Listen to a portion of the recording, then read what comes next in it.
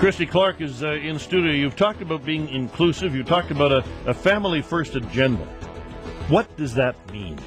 Well, we are 5 days into the campaign now. We're going to be talking in way more detail about what it means. We're going to have some real specific policies on what Family First means to us. Well, give me a hint. Okay, well, here's what we're starting with.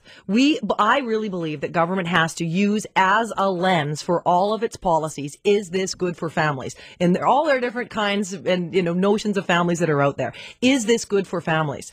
And that obviously means a strong education system for parents. I mean, this is an area where I have, I think, a good record, lots of choice for parents in choosing their children's education, chance to be genuinely involved and heard. You created the opportunity for people to go outside the boundaries, to go to schools in other parts of the city, which has caused a bit of a problem in East Vancouver, where a lot of parents are taking their kids to West Side schools and leaving East Side schools empty and perhaps facing closure. Well, I mean, so what's the alternative, right? The alternative is to force people to go to a school that they may not choose for their child, which might have the outcome that the school board knows where everybody's going to be all the time, and it makes it very easy for the bureaucrats to manage it. Or you get but the downside is people don't get a choice. I mean, not everything on the choice agenda has turned out exactly the way that we expected it would. You defend it. You think that was absolutely, I defend choice in education, and I would add this. What some school districts have done better than others is respond to the choice agenda by saying, if we have to compete for parents, if we have to compete for kids, we're going to raise our game to make sure that we're in it.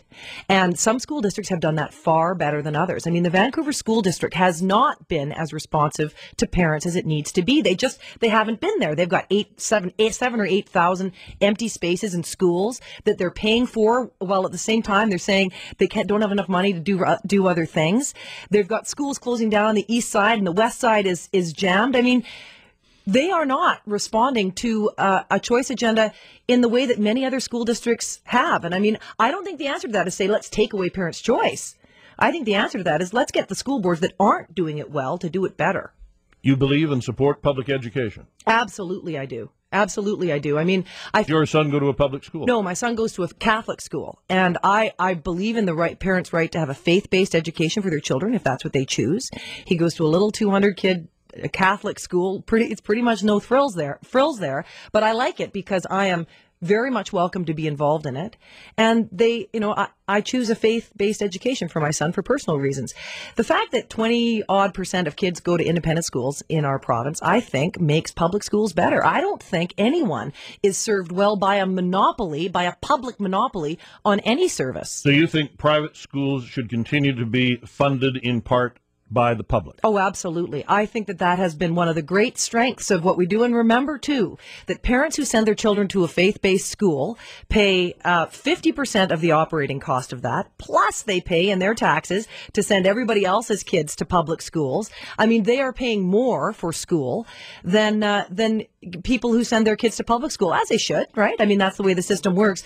But, as I said, I think it keeps the public schools quality up. I think that competition is very, very good. But most of all, I think choice for parents. I mean, if we say that all schools will be run by the government and they're all going to be the same, we might as well say, well, the government gets to be the parent of your kids, gets to make the choices for your child for all of those days when they're in school. And I just don't believe that. I believe that parents are the primary educators of children, and we should be able to choose where we send our children to school, because to a school that meets our expectations of how they should be educated. There is a picture of you in today's Globe addressing your son's hockey team.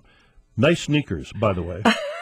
What on earth were you telling 9-year-olds, and who thought they'd want to know about politics? Why were you doing that? Well, we have a great coach on our team, and one of the things that he's been doing all year is he's been trying to get the kids to reflect, to introduce social studies lessons and real life lessons into hockey. Because one of his big things as a coach is to say to kids, look, hockey is great and it's important, but school is way more important. Life is way more important. Being involved civically is way more important. So I sat with them and I said, okay, look, what we've got here is it's like the Western Conference and the Eastern Conference. And I'm running for to win the Western Conference final. The NDP is going to choose someone to try and lead them at the Eastern Conference final. And then we're going to have the Stanley Cup playoff, talking to them about how the real real world, and using kind of hockey analogies to reflect the real world. Why not? It was a fun way to kind of include them in it. In the Globe and Mail. I wasn't, did you notice I wasn't wearing any makeup in the picture? Not my finest moment.